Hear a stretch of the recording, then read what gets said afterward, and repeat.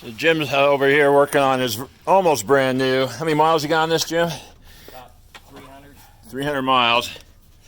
We got the plastic belly pan off of there, and they're cutting an access hole to get to the rear diff drain. Textron conveniently forgot that.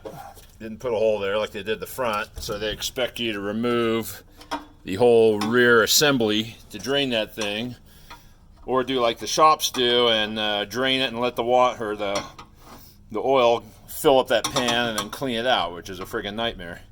But let me show you on mine. And you can use a metal hole saw if you want, but I cut a rectangular hole, so it's a lot easier to get in there and wrench.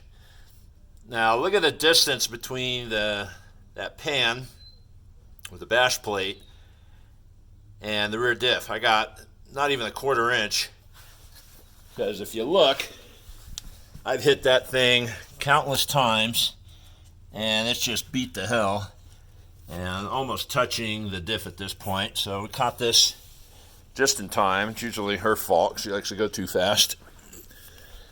So we went down to Tractor Supply, and for 25 bucks bought a 3x4 by half horse mat. It's super dense rubber, and we cut it to fit, and this is what the Ricky Bobby guy sells for $75 for one piece.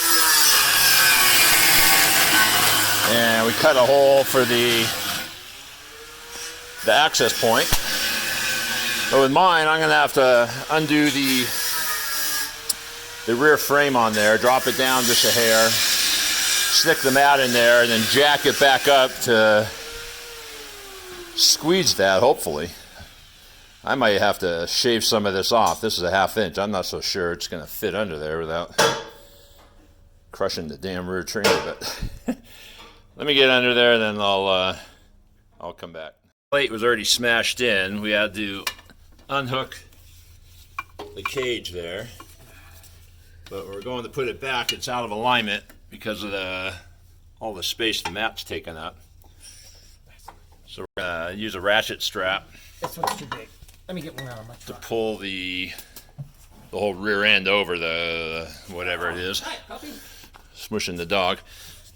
You can see the difference there. Just a little bit, maybe a 1/4 inch out of alignment. So we got to pull it over, tighten her up. But that's the challenge you get of putting it in after you've already bent the plate. Whereas when we put Jim's in, his is so loose, we're going to have to put some sheet metal screws in there to hold it in place.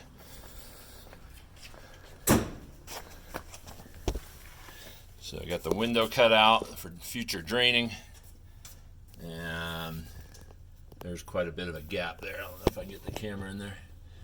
You can see. Anyhow, you can get a dozen of these bash plates, bash guards, whatever you want to call them, bash pads, out of a 3x4 horse pad, as you can see. So for 25 bucks, do the math. But kind of an absolute must if you ride in the rocks. If all you ever do is dunes, probably wouldn't worry about it.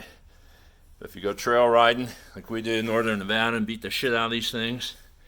Those are the smooth trails. Yeah, those are the smooth ones. Go spend the money and protect yourself.